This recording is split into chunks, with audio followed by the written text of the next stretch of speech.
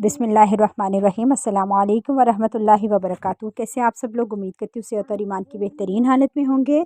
जी, रोज़ा और उसके अहकामात हमारा कोर्स जारी है और आज हम इसके तीसरे लेक्चर पर आ चुके हैं। और आज मैं आपको रोज़े के दर्जात के बारे में बताऊंगी और रोज़ा रख कर सिर्फ हमारी भूख प्यास का रोज़ा नहीं होता, बल्कि उसके साथ साथ और क्या अहकामात हैं, किन किन चीज़ों से रुकना है हमें, उसके बारे में आज हम डिटेल से पढ़ेंगे। ठीक है। रोज़े के 3 दर्जे हैं और रोज़े के कुछ ज़ाहिरी आदाब हैं और कुछ बातनी आदाब हैं जिनका जानना भी ज़रूरी है। और रोज़े के दर्जों के बारे में हम देख लेते हैं।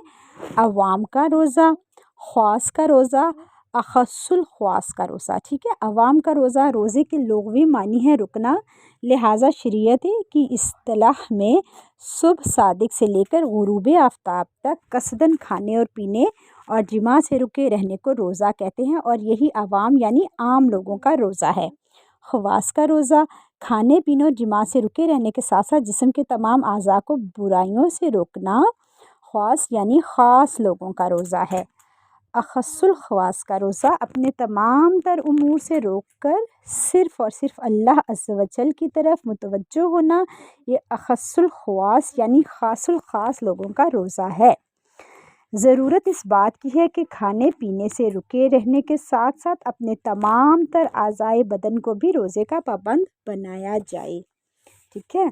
सिर्फ ये नहीं कि हम सिर्फ अपना एक फ़ाका कर लें, जिसको उर्फ़ आम में कहते हैं, और हम बाकी सारे वही काम करते रहें कि ना तो हम फ़िल्में ड्रामे छोड़ें, ना हम गीबत, चुगली और बदगुमानी जैसे ये बुरे जो हैं हमारे अमाल और जो माशरती बुराइयां हैं सारी, वो तमाम हम उनसे ना रुकें। तो इसलिए ये ज़रूरी है कि जिस्म के भी तमाम अज़ा का रोज़ा हमें साथ ही हमने रखना है। ठीक है। और रुके रहने की बहुत सारी शराइत हैं। रोज़े के हकीकी मायने तो रुकना है, और इसकी बहुत सी शराइत ये हैं कि मैदे को खाने पीने से रोके रखना, आँख को बदनिगाही से रोके रखना, कान को गीबत, ज़बान को फजूल और फितना अंगेज़ बातें और जिस्म को हुक्म इलाही की मुखालिफत से रोज़े रखना। ठीक है।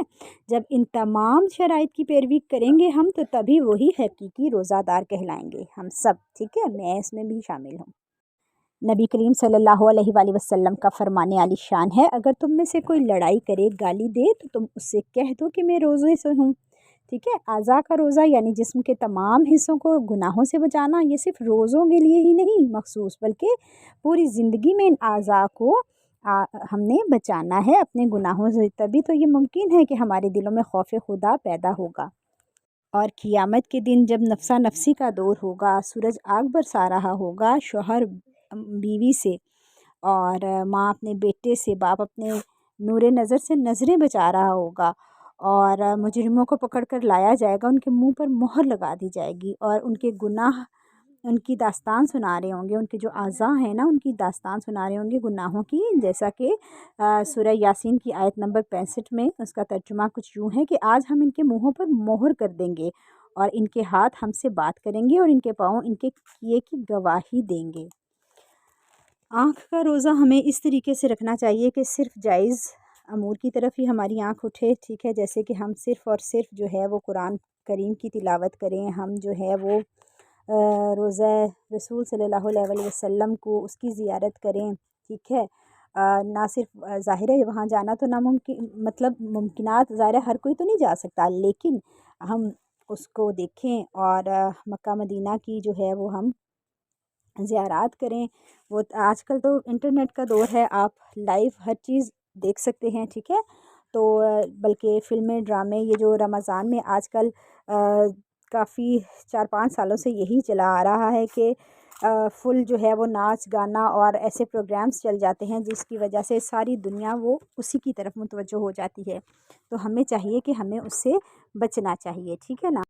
हमारे कानों का रोज़ा ये होगा कि हम उससे तिलावत कुरान पाक को सुने, बयानात सुने, अच्छी बातें सुने, अज़ान व इकामत सुने और उसका जवाब दें हम, और किसी की गीबत चुगली ना सुने। जब 2 आदमी बात कर रहे हो तो उनकी कान लगा कर ना सुने। सरकार मुस्तफ़ा सल्लल्लाहु अलैहि वसल्लम ने فرمایا کہ جو شخص کسی قوم کی باتیں کان لگا کر سنے گا حالانکہ وہ اس بات کو ناپسند کرتے ہوں یا اس کو چھپانا چاہتے ہوں تو قیامت کے دن ان کے کانوں میں پگھلا ہوا سیسا ڈالا جائے گا۔ زبان کا روزہ یہ ہے کہ زبان صرف اور صرف نیک اور جائز باتوں کے لیے ہی حرکت میں آئے، ٹھیک ہے، اور گالی گلوچ، فضول، غیبت، چغلی ان سب سے جو ہے وہ ہمیں باز رکھنی چاہیے اپنی زبان کو۔ رمضان میں نہ صرف بلکہ پوری زندگی ہمیں یہ تمام چیزوں کو اپنے آپ کو اس سے بچا کے رکھنا ہے۔ اس کے بعد ہاتھوں کا روزہ اس طریقے سے ہوگا کہ صرف نیک کاموں کے لیے اٹھیں، باطہارت قرآن کریم کو ہاتھ لگائیں، نیک لوگوں سے مصافحہ کریں، ٹھیک ہے، اور ہو سکے تو کسی یتیم کے سر پر ہاتھ پھیریں، ہاتھ کے نیچے جتنے بال آئیں گے ہر بال کی عوض ایک نیکی ملے گی، ٹھیک ہے، اور رشوت لینے نہ دینے کے لیے اٹھیں، ٹھیک ہے، کسی کا مال چرانے کے لیے نہ اٹھیں، کسی نامحرم عورت سے مصافحہ کرنے کے لیے یا نامحرم سے مرد سے مصافحہ کرنے کے لیے نہ اٹھیں۔ پاؤں کا روزہ اس طریقے سے ہوگا کہ ہمارے جو پاؤں ہیں وہ نیک کاموں کی طرف چلیں، نیک یعنی کہ جیسے کہ جو مرد حضرات ہیں وہ مساجد کی طرف ان کا رخ ہونا چاہیے، قافلوں کی طرف رخ ہونا چاہیے، یعنی کہ اجتماعات کی طرف رخ ہونا چاہیے، ٹھیک ہے، اور اللہ تعالیٰ سے دعا ہے کہ اللہ تعالیٰ ہمیں ان تمام باتوں پر عمل کرنے کی توفیق عطا فرمائے، آمین یا رب العالمین۔